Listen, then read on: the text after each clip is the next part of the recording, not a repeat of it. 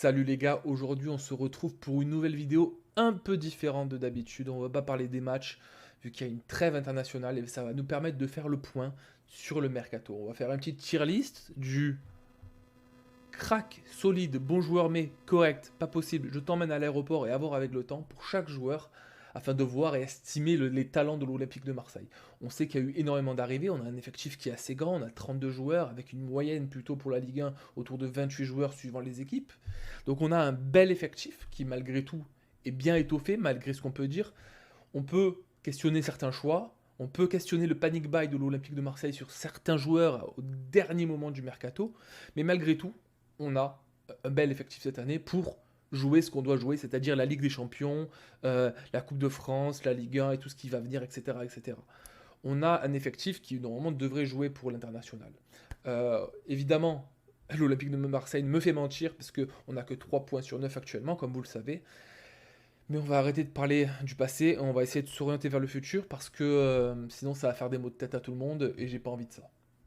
J'essaye d'être positif parce que si on repense au match de l'Olympico, on a envie de se tirer une balle dans la tête. Aguerd, premier joueur et sûrement et un des derniers joueurs qui est rentré dans le mercato. Aguerd, international marocain, très solide avec l'effectif marocain forcément, international, qui a joué en Angleterre, etc. Euh, il a quand même deux balardies dans les pieds, j'ai l'impression, malgré tout. C'est un joueur qui peut potentiellement mettre des gens sur le banc, donc c'est quand même un recrutement intéressant. C'était pas le plan, le choix numéro un, parce que j'avais déjà entendu son nom il y a quelques temps, ça a été seulement validé à la fin, je sais pas si c'était en termes de contrat ou si on attendait la recrue de notre défenseur. Je vais pas citer nos noms parce que j'ai pas envie euh, de, de penser trop à tous les choix qu'on avait en termes de mercato, parce que sinon on avait un effectif totalement différent, avec tous les noms qui sortent. Mais bref, pour ce joueur-là, j'ai entendu beaucoup de Marocains dire ah, pourquoi il irait dans un club aussi instable que l'Olympique de Marseille, ce que je peux comprendre quand on n'est pas Marseillais. Mais malgré tout, je suis content qu'il soit là, et je suis content qu'il apporte une certaine forme de stabilité à l'Olympique de Marseille, du moins je l'espère, hein, qu'il va confirmer encore plus à Marseille. Très bon joueur, pour moi, qui est classé directement dans le solide, je n'ai pas besoin de qu'on me prouve ses qualités. Je pense qu'il va bien s'acclimater, du moins je l'espère. Aubameyang, je pense qu'on est tous d'accord que, sincèrement, j'ai toujours hésité à le mettre en solide ou en crack. Je pense que c'est pas l'Aubameyang de sa jeunesse, mais malgré tout, à son âge, je pense que c'est un des meilleurs joueurs qui existe sur le marché européen. Pour son âge, en termes de qualité, en termes de statistiques, en termes de buts, de course, de vitesse, je pense que c'est un des meilleurs parce qu'il prend sa santé à cœur. Et c'est un des meilleurs. Et donc du coup, on a vu qu'il a vite fait rétrograder Guiri, qui on va en parler plus tard. Mais oui, joueur très solide, peut-être pas un crack parce que ça reste au bas et qu'il a 36 ans, il me semble. Donc pour moi, c'est quand même un joueur sur qui on peut compter. C'est un joueur de confiance qui va te planter minimum une quinzaine de buts, voire plus. Hein, à l'Olympique de Marseille, il y a 2 ans, il en a mis une trentaine, il me semble. Donc voilà. Je pense qu'on n'a pas besoin d'épiloguer sur Aubameyang. Tout le monde est content qu'il soit là. Bacola. Bacola qui rentre dans la rotation et qui est un très bon joueur. Ce qui est rigolo, c'est de voir que la paire Bacola-Vaz, ils rentrent toujours ensemble. Donc du coup, je pense qu'on ne peut pas trop s'affirmer sur la... On connaît les qualités, mais on ne peut pas trop s'affirmer s'il mérite forcément une place de titulaire, on sait que non. Mais on sait que c'est un gros potentiel. Donc à voir avec le temps pour moi, c'est difficile à noter. Moi je pense que dans la rotation, il peut apporter énormément. Et je pense que cette année, on va enfin faire jouer des jeunes joueurs, même si pour moi Bacola et Vaz, c'est des joueurs qu'on a déjà vus. Mais bref. Moi j'attendais à ce qu'on fasse plus tourner de jeunes, mais finalement il n'y en a que deux trois qui rentrent dans la rotation, pas plus. Cette année il y en a deux. Boulerdi. Boulette sur boulette, les gars. On va pas citer toutes les fois où il a fait des erreurs cette année, parce que en 3 matchs il en a fait plusieurs. Il en a fait plus que 3, et il nous a coûté des buts. Donc du coup, en fait le truc c'est que je suis tiraillé entre l'idée de totalement mettre le mec sur le côté, ou lui donner encore une chance de plus. C'est ce qu'on fait chaque année avec Balerdi. C'est-à-dire que l'année dernière, il avait très mal commencé, puis après, il s'est rattrapé. Il y avait d'autres années, il faisait des grosses boulettes qui nous coûtaient des buts. Là, je pense qu'on a atteint une saturation en termes de patience pour Balerdi qui fait que j'aimerais le mettre dans je t'emmène à l'aéroport. Mais le problème, c'est qu'on a donné trop de responsabilités à Balerdi. Donc, c'est un capitaine, je me dis ça va être mal vu et ce serait un peu horrible, on va dire, pas respectable hein, du joueur parce qu'il nous a apporté quand même de nous jeter. Moi je pense qu'on pourrait le donner une dernière chance. Une dernière chance. S'il refait une grosse boulette, là ce serait saturation, c'est ciao. Donc pour moi, sans être méchant, au vu de l'instabilité, l'inconsistance du niveau, on le met dans le correct, on le met pas meilleur. Parce qu'en fait, il nous apporte beaucoup et il nous fait perdre beaucoup. Donc ça reste plus ou moins correct. Si on essaye de faire le bilan sur les années et pas forcément sur les derniers matchs, parce que dans ce cas-là, je l'emmène à l'aéroport aujourd'hui. Hein. Egan Riley. Egan Riley, alors, on dirait que je vais mettre beaucoup de joueurs dans Solide, mais là, c'est juste que c'est une coïncidence. Mais pour moi, c'est un des joueurs qui, pour le peu de temps où il est à l'Olympique de Marseille, il a prouvé. Donc en pré-saison, il a bien joué. La première début de saison, les 3 premiers matchs, je trouve qu'il a bien joué. Le fait qu'il ait charclé un mec, écoute, il y en a qui disent qu'il aurait pu laisser le but, il y en a d'autres qui auraient. Moi, je trouve que malgré tout, il a fait ce qu'il pouvait, et je pense qu'il rassure beaucoup plus que Balerdi. C'est un bon joueur pour son âge, je pense que c'est une bonne recrue et qui va beaucoup nous apporter cette année. Mettons-le avec Medina, s'il vous plaît, mettons-le avec Aguerd, qu'on puisse voir ce que ce nouveau quatuor, trio en défense, que dépendamment comment on va jouer, peut nous apporter. Moi, j'ai énormément confiance en ce joueur. Et ça a l'air d'être un bon gamin après tout. Hein. Mais ouais. Emerson. Alors, vous allez peut-être me critiquer, mais moi, je ne connais pas trop le joueur. Je vais pas vous mentir, j'ai pas trop vu jouer. Donc, pour moi, à voir avec le temps, même si je sais que c'est un international, euh, qu'il a fait quand même quelques clubs sympas. Mais moi, je ne connais pas. Je ne connais pas, je vais pas vous mentir.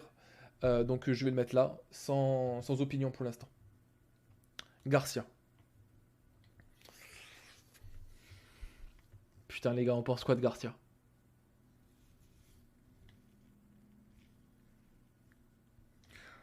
Garcia, je veux dire quand même. Bon, évidemment, il va pas être titulaire. On peut se le mettre d'accord, il va pas être titulaire.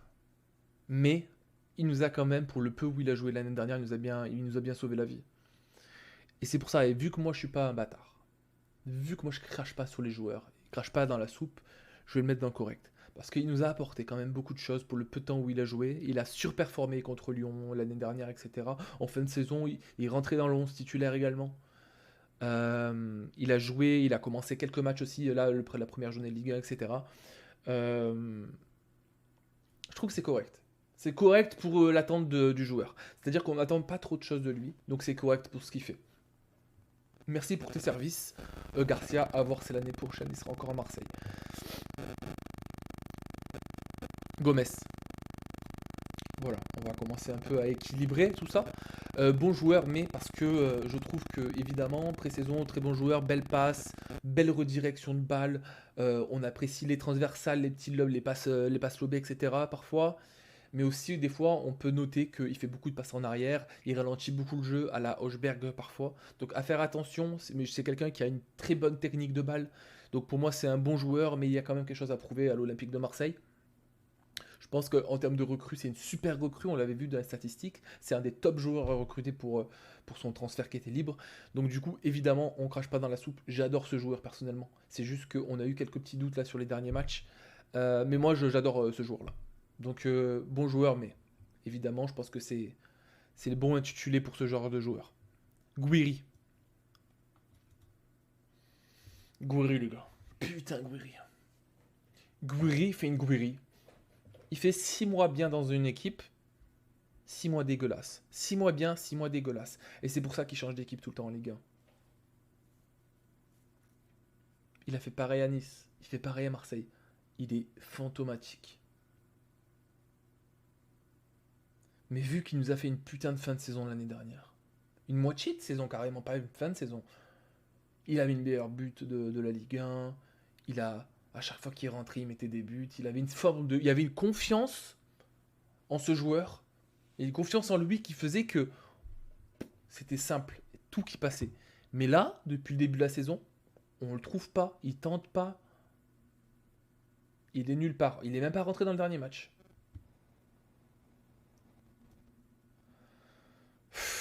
Ça me fait chier de le mettre dans pas possible, mais si je me base à l'année dernière, évidemment qu'il est. Allez, bon joueur, mais attention. Pour moi, c'est ça. On va le mettre comme Gomez, même si pour moi, il prouve beaucoup moins là, ces derniers temps.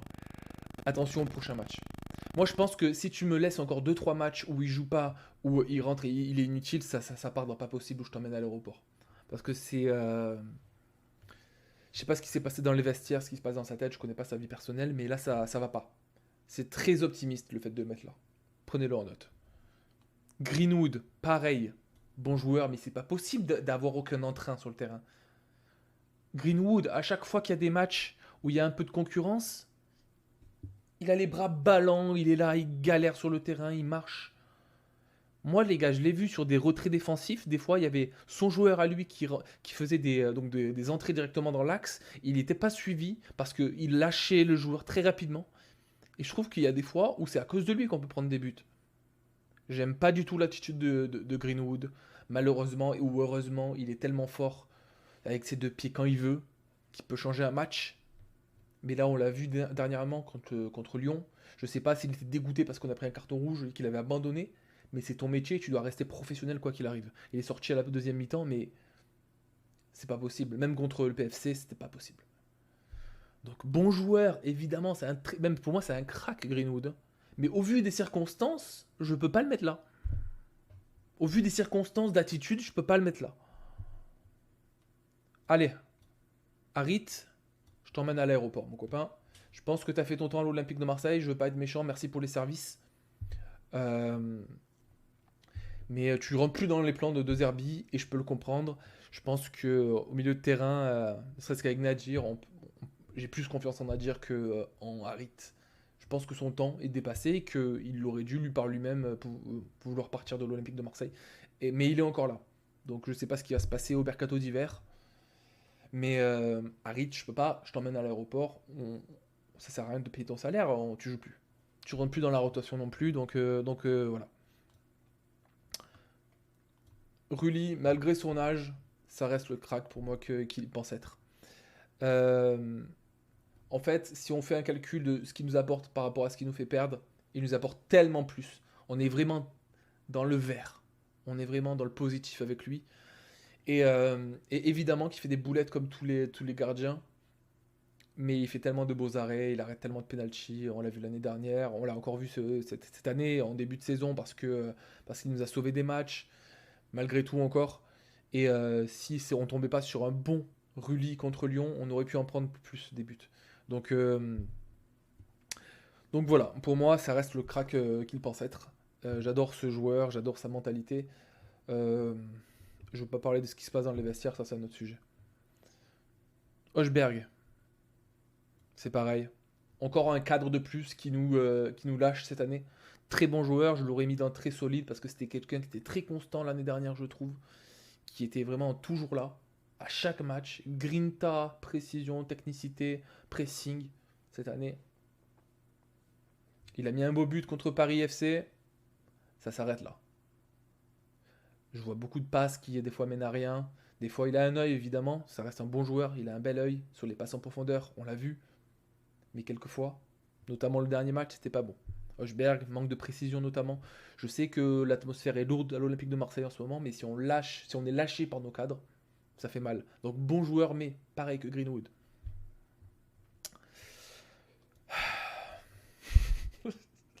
Kondogbia les gars. Euh, Kondogbia, merci pour les services encore une fois, mais il est temps de se dire au revoir. Ça fait déjà 2 ans que c'est en dents de scie. On ne sait pas s'il va partir, s'il va rester. Il avait parlé à De Zerbi l'année dernière quand il est arrivé pour rentrer dedans la rotation. Il a réussi quelques fois, il a raté quelques fois. Mais je pense que comme un Harit, il a fait son temps à l'Olympique de Marseille. Et c'est ciao, tout simplement. Pour moi, c'est un bon joueur qui a une belle carrière. Mais je pense que la page de l'Olympique de Marseille doit se tourner si on veut avoir des objectifs un peu plus clairs. On peut plus se permettre d'avoir une incertitude avec certains joueurs.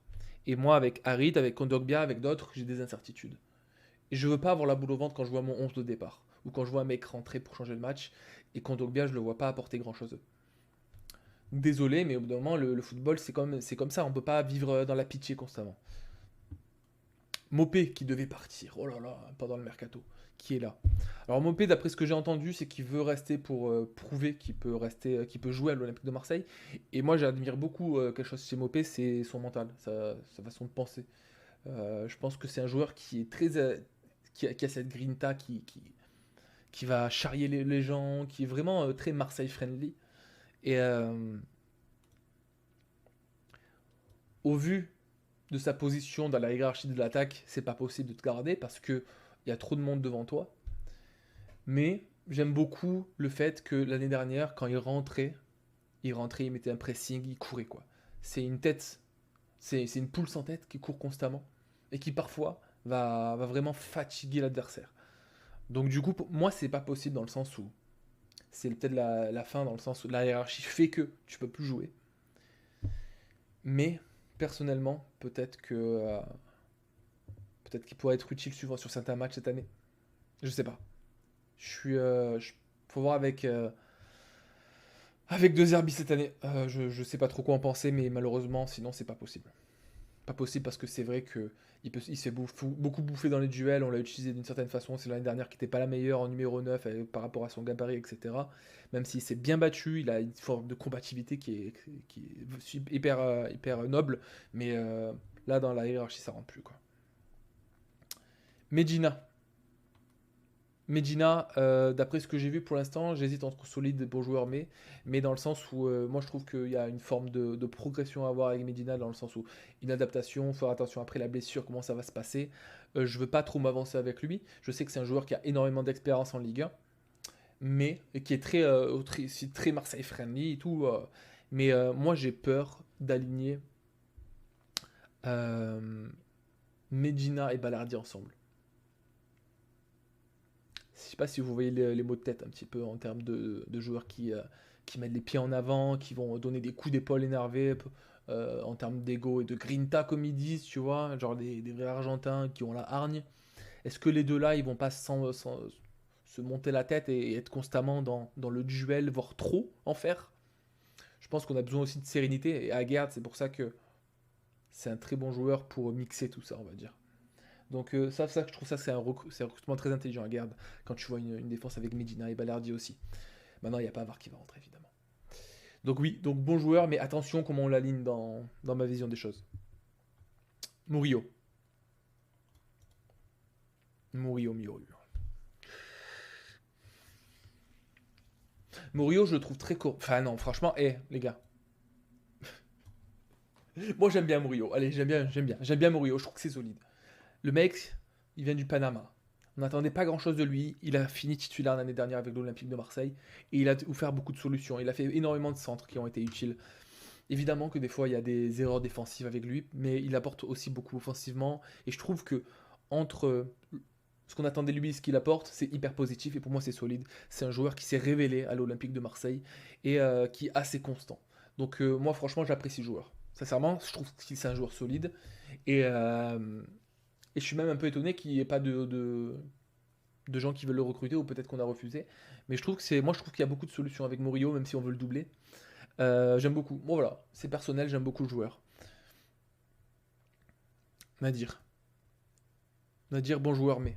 Bon joueur, mais parce que bon joueur, quand il est rentré, il apporte une forme un nouveau souffle, hein. C'est un joueur qui va peut-être rentrer en deuxième mi-temps, voire être titulaire, mais je sais pas comment ça va se passer avec les nouveaux arrivants en termes de milieu de terrain, avec O'Reilly, etc. Comment il s'appelle, Vermeuren, etc. Donc je sais pas comment ça va se passer à ce niveau-là, mais je trouve que c'est un très bon joueur pour faire un second souffle à la 60e minute, qui puisse rentrer et qui puisse vraiment apporter ce qu'il a apporté contre le Paris FC en fait, c'est-à-dire pousser, avoir cette fougue, etc. comme Vaz, etc. Donc moi j'aime beaucoup Nadir, je trouve qu'il a un bon pied malgré tout, il dribble pas mal, il a beaucoup de choses à apporter à l'Olympique de Marseille, puis il a été formé ici, il a été blessé, il est revenu. Tu sais, une forme de hargne et tout que je trouve qui est hyper bonne avec ce mec-là. Je trouve que aussi mentalement ça a l'air d'être un mec assez avoir la tête sur les épaules, la façon dont il répond aux interviews et tout. Moi je trouve, j'aime beaucoup Nadir, j'aime beaucoup le personnage. Alors O'Reilly. Alors, O'Reilly, c'est un mec qui doit se relancer. Donc je veux pas m'avancer et être négatif, mais c'est un poste, il va remplacer Rabiot. C'est un mec qui doit se relancer. Il a choisi l'Olympique de Marseille parce qu'il veut du temps de jeu et relancer sa carrière. Donc il a tout intérêt pour lui de venir ici, de s'imposer et d'apporter, on va dire, et d'avoir une bonne vision de jeu, etc. Donc moi, je vais le mettre là. Je sais pas ce que vous en pensez. Évidemment que quand on regarde l'effectif ici, comme chaque année à l'Olympique de Marseille, il va y en avoir au moins 4-5 qui finalement on se dit mais pourquoi on les a recrutés vu qu'ils ne sont pas utiles. On va voir comment la rotation va être intelligente avec De Zerbi. C'est pour ça que toutes les cartes sont dans ses mains maintenant. Il a voulu avoir un effectif, il a quand même un effectif. Et on peut cracher sur le choix des joueurs parfois. Mais là maintenant il a un effectif et il y a O'Reilly dedans, d'accord. Je pensais pas à lui, j'ai jamais pensé à lui et je vous avoue que je l'ai très peu vu ce joueur. Mais soyons patients avec l'Olympique de Marseille pour une fois. Laissons un peu de chance au choix des dirigeants. Et pourquoi j'ai une bosse sur la tête, les gars? Laissons un petit peu le choix, donc du coup, aux dirigeants de faire leur travail, un petit peu la patience qu'on n'a pas à l'Olympique de Marseille.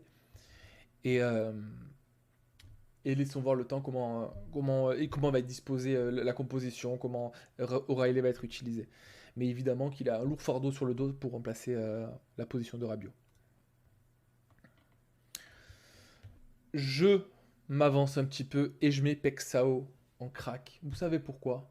Parce que j'ai analysé le joueur. Comme vous tous, on a vu des vidéos, j'ai regardé, j'ai écouté ce que les entraîneurs ont dit sur lui, dans le staff, etc.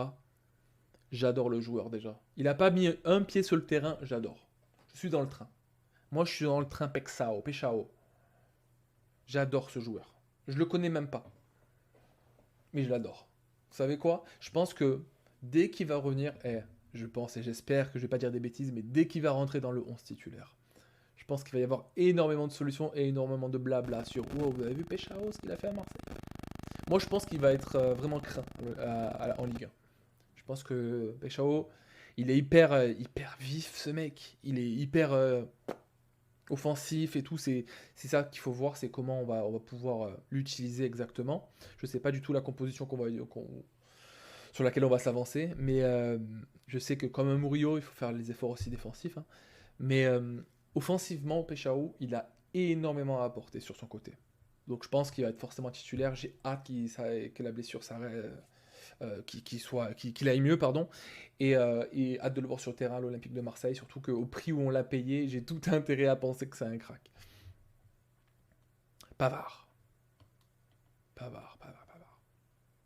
Pas crack parce que on n'est pas sur les années Bayern, mais je trouve que Bayern, Inter, OM, c'est pour lui, c'est un recrutement intelligent pour autant l'Olympique de Marseille que pour lui, parce que il a beaucoup à prouver et il a envie de jouer la Coupe du Monde l'année prochaine. Mais peut-être qu'il rentre dans la rotation à l'Inter. Moi, je trouve que même à l'Inter, il a bien joué. Il a fait beaucoup de matchs. Bayern, évidemment.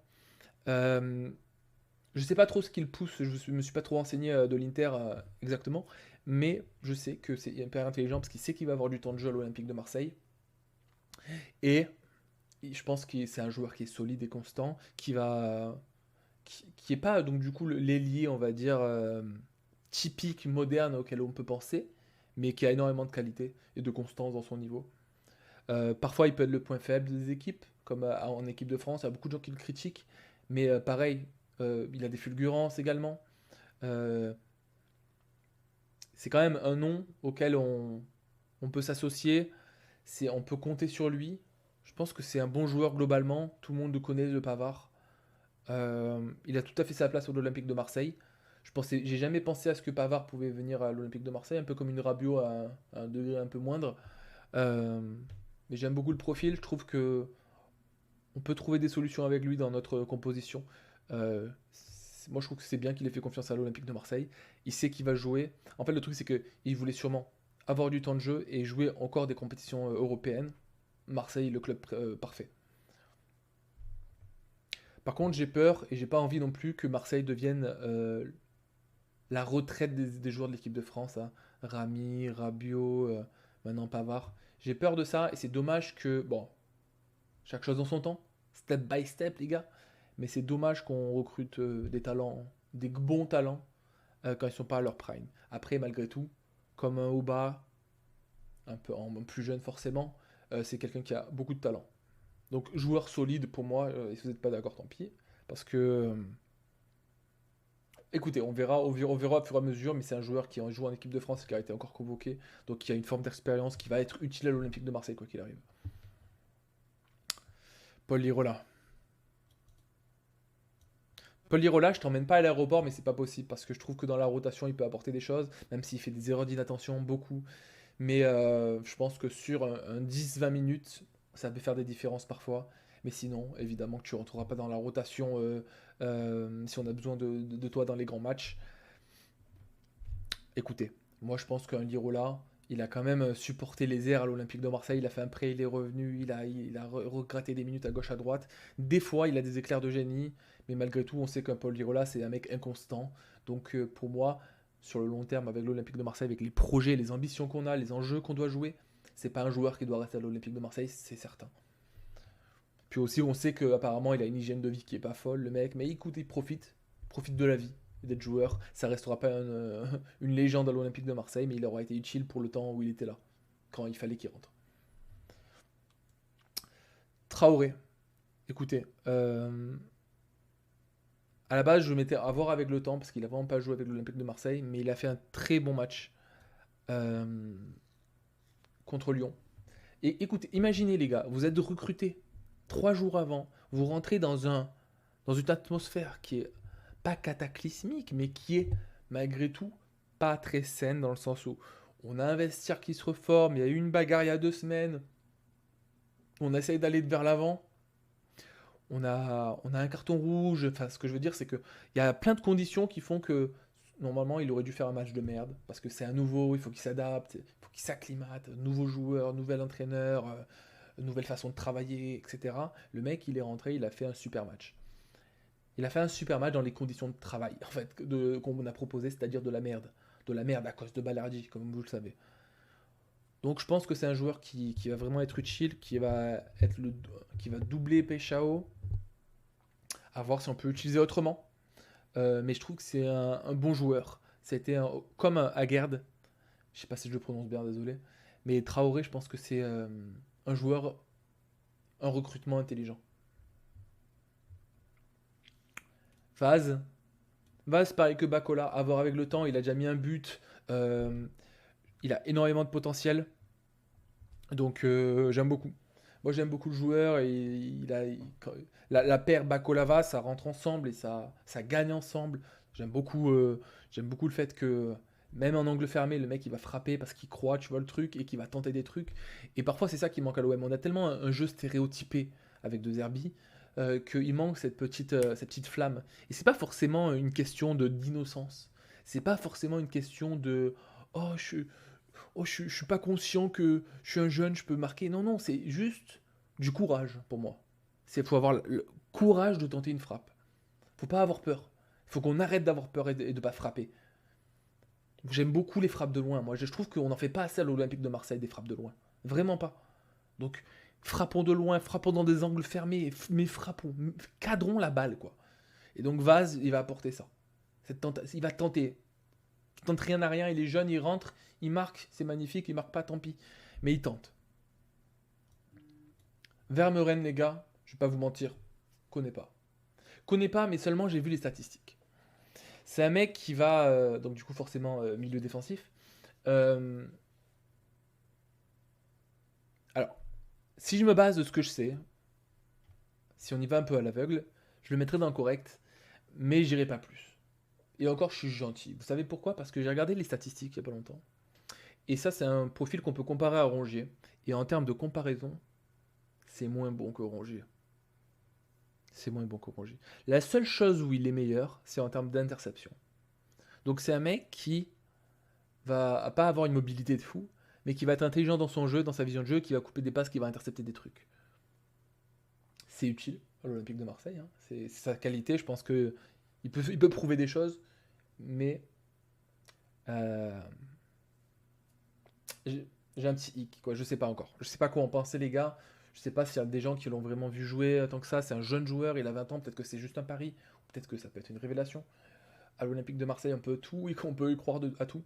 Donc, Donc quand je vois qu'il y a des cadres qui apportent une forme de sérénité pardon, qui partent comme Rongier et que je vois qu'on recrute ce genre de joueurs, c'est quand même un pari risqué à mes yeux dans le sens où dans le contexte actuel on aurait besoin plutôt de cadres, de deuxième capitaine, troisième capitaine qui puissent en dehors de leur talent aider le vestiaire. Donc à voir ce que ce joueur a à nous offrir. Je le mettrai dans le correct ou à voir avec le temps.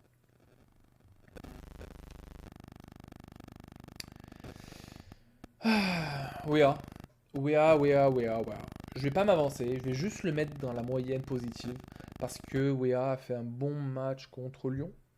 Je pense qu'il je comprends pourquoi il a été recruté, mais quand il est doublé avec Greenwood, je sais pas si c'est bon.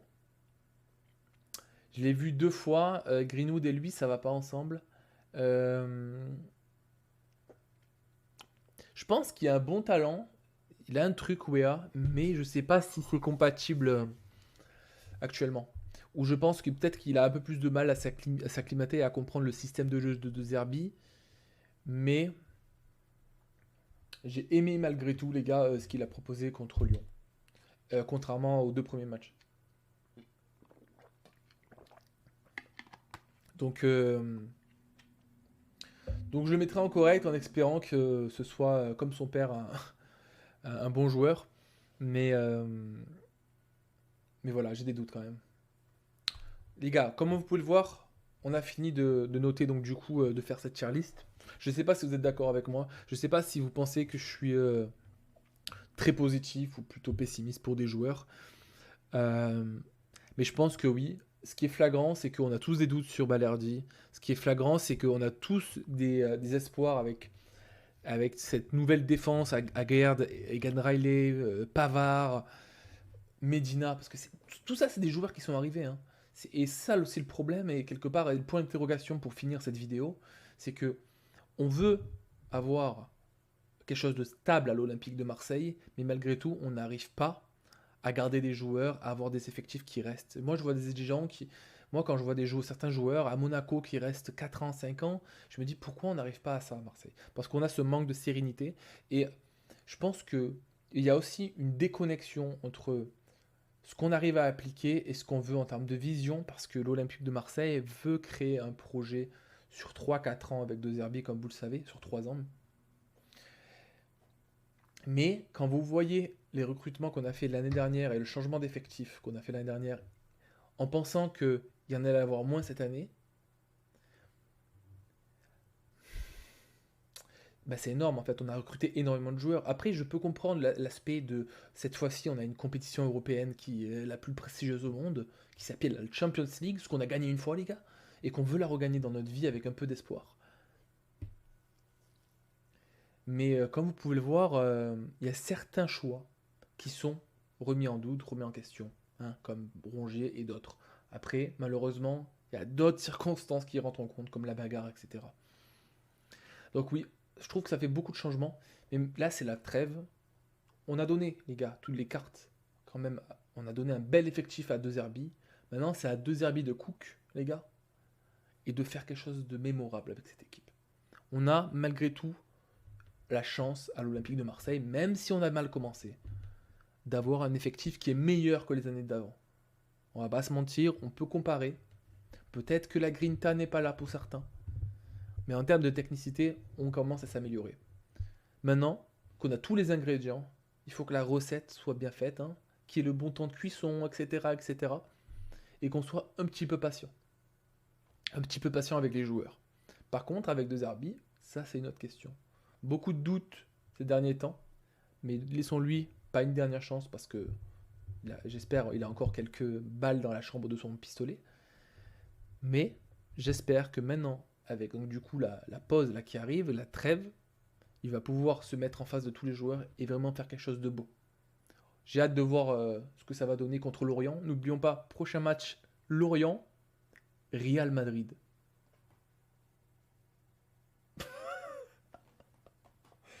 Imaginez cette défense contre Vinicius, les gars. Je pleure. Retour Ligue des Champions, Real Madrid. Allez. Mbappé, Vinicius. Bon, bref, les gars. On a le temps d'en reparler de ça. Mais d'abord, on se reverra dans 2 semaines pour Lorient. J'espère que vous avez apprécié cette vidéo, les gars. N'oubliez pas de commenter, de vous abonner. Il y a beaucoup de gens qui ne s'abonnent pas. Je serai là à tous les matchs. Et le jour où j'aurai assez d'abonnés, je ferai des lives pour les directs, pour les matchs justement, où on pourra parler ensemble et on pourra commenter. C'est quelque chose que j'apprécie beaucoup de commenter les matchs. On pourra le faire ensemble sur YouTube. Donc n'hésitez pas à me donner de la force. Marseillais, je pense que la différence entre notre commentateur ou un autre youtubeur marseillais et moi, c'est que j'ai les pieds à terre. Et je vais pas brander comme ça nos trophées constamment. C'est-à-dire que moi, je veux un Marseille pour l'avenir. Je veux le Marseille du futur. Je vais pas me parler de la Ligue des Champions qu'on a gagné constamment. J'en parle très rarement parce que je trouve que c'est un argument qui, au bout d'un moment, on l'a trop ressassé. Il faut accepter notre statut actuellement, il faut accepter certaines choses. C'est difficile à entendre, mais il faut pas être delusional. D'accord. Il faut accepter certaines circonstances. Moi, j'ai Marseille dans le cœur et ça s'arrêtera jamais. Et voilà.